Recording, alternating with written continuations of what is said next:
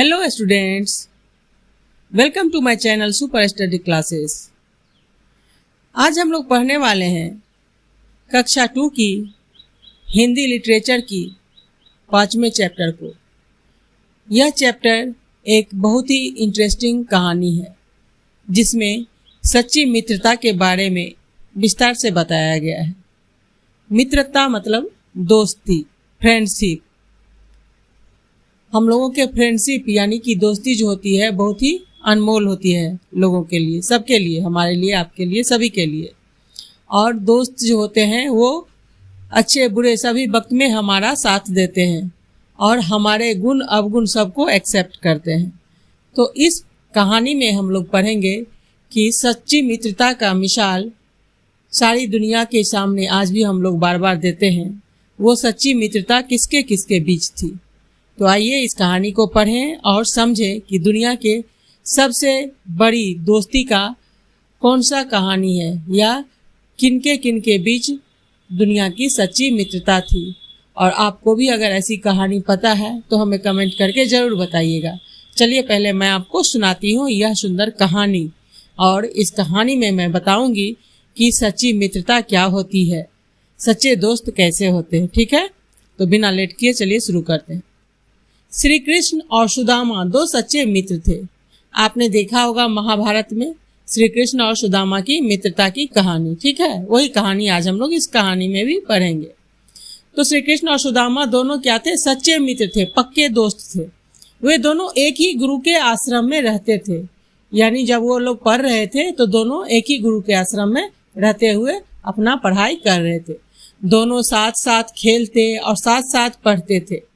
पढ़ाई पूरी होने पर दोनों अपने अपने घर चले गए, और जब उन दोनों की पढ़ाई कंप्लीट हो गई तो दोनों अपने अपने घर को चले गए। श्री कृष्ण द्वारिका के राजा बने, सुदामा गांव में रहकर गरीबी में दिन गुजारने लगे। अब श्री कृष्ण जो थे वो द्वारिका के राजा बन गए, क्योंकि कृष्ण क्या थे? बहुत ही ज्ञानी थे और राजा के पुत्र थे, इसलिए वो राजा बने। और सुदामा क्या थे? गरीब ब्राह्मण का बेटा थे, इसलिए वो जब शिक्षा पूर्ण करके गए गांव तो वो गांव में रहने लगे और उनका भी जीवन गरीबी में गुजरने लगा। जो मिल जाता खा लेते और भगवान का भजन किया करते थे। और सुदामा का जीवन जो था सो बहुत गरीबी में बीत रहा था, और उन्हें जो कुछ भी मिल जाता वही खा लेते और भगवान का भजन किया करते थे। भजन मतलब उनका स्तुति करना, उनके लिए जो है भजन गाना, मतलब संगीत सुनाना, भगवान को उनकी नाम लेकर भजन करना। एक बार सुदामा को कई दिनों तक कुछ न मिला, यानी सुदामा को खाने के लिए कुछ न मिला, न सुदामा को न उनके परिवार के वो तथा उनके बच्चे को, यानी बहुत दिनों तक वो लोग भूखे रहे। सुदामा के परिवार की हालत खराब हो गई, और इस तरह से भूखे रहते रहते उन लोगों की हालत जो है बहुत ही खराब हो गई। सुदामा की पत्नी ने उन्हें बचपन के मित्र श्री कृष्ण के पास जाने की सलाह दी, और इस तरह जब कई दिन भूख से बीत गए और उनके परिवार, उनकी पत्नी, उनके बच्चे की हालत खराब होने लगी, तो सुदामा की पत्नी ने उन्हें अपने बचपन के मित्र श्री कृष्ण की याद दिलाते हुए सुदामा से कहा कि आप अपने बचपन के मित्र श्री कृष्ण के पास जाइए और उनसे सहायता मांगिए। ठीक है। सुदामा जाने के लिए तैयार हो गए। उनकी पत्नी उपहार देने के लिए पड़ोसी से थोड़े चावल मांग लाई, और जब सुदामा जाने के लिए तैयार हुए श्री कृष्ण से मिलने, तो उनकी पत्नी ने कहा कि खाली हाथ जाओगे तो रुको, मैं तुम्हारे लिए श्री कृष्ण के लिए कुछ उपहार का प्रबंध करती हूँ। और इस तरह से वो अपने पड़ोसी के यहाँ गए, उससे थोड़ा सा चावल मांग कर ले आई, और उस चावल की पोटली लेकर सुदामा शर्माते हुए श्री कृष्ण से मिलने द्वारिका पहुंचे।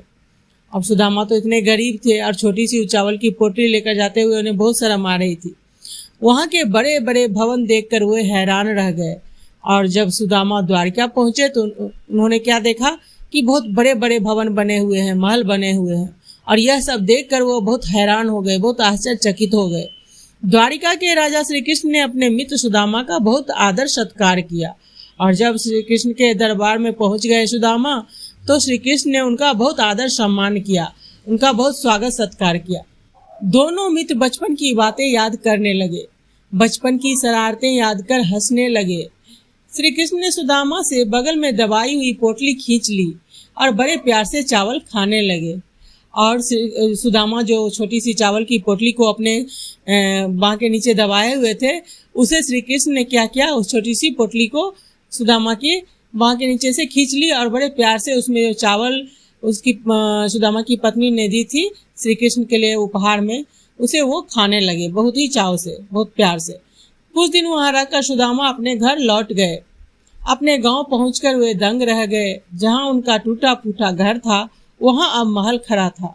सुदामा समझ गए कि यह सब श्री कृष्ण की कृपा है। सुदामा श्री कृष्ण की सच्ची मित्रता समझ गया और इस प्रकार से जब श्री कृष्ण ने उनकी छोटी सी उपहार, वो जो चावल की पोटली थी, उसमें से चावल खाए और सुदामा भी वहां कुछ दिन तक रहकर श्री कृष्ण के मेहमानबाजी का आनंद उठाया। उसके बाद वो अपने घर, अपने गांव वापस आ गए। तो वहां पर अपने गांव वापस आकर जब उन्होंने देखा तो क्या देखा कि उनके टूटे फूटे घर यानी टूटी फूटी झोपड़ी के जगह पर अब बड़ा महल खड़ा था। और सुदामा को अब यह समझ में आ गया था कि यह सब कृपा किसकी है, तो श्री कृष्ण की है। और श्री कृष्ण ने इस प्रकार सच्ची मित्रता निभाई सुदामा के साथ, यानी अपने गरीब दोस्त की मदद की, वो भी काफी सारी धन संपत्ति से। उनके लिए महल बनवाए, उनके घर में सारी सुख सुविधाओं का प्रबंध कर दिया। इस प्रकार से श्री कृष्ण ने अपने गरीब दोस्त की मदद की। तो इस प्रकार इस कहानी से हमें यह सीख मिलती है कि सच्चे दोस्त की पहचान दुख में ही होती है। यानी कहने का मतलब यह है कि सुख में तो सभी लोग साथ देते हैं, लेकिन जो दुख में साथ दे वही सच्चा दोस्त होता है। जैसा कि श्री कृष्ण ने सुदामा का साथ दिया, दुख में भी गरीबी में भी उनकी मदद की और अपनी दोस्ती निभाई। तो उम्मीद है यह कहानी आपको अच्छी तरह से समझ में आ गया होगा। अगर यह कहानी आपको अच्छी लगी है तो फिर इस वीडियो को लाइक कर दीजिए, अपने दोस्तों के साथ इसे ज़्यादा से ज़्यादा शेयर कीजिए। और अगर आपने इस चैनल को सब्सक्राइब नहीं किया है तो फिर जल्दी से सब्सक्राइब करके बेल आइकन को प्रेस कर लीजिए, ताकि आने वाली सभी कहानी की नोटिफिकेशन आपको सबसे पहले मिले।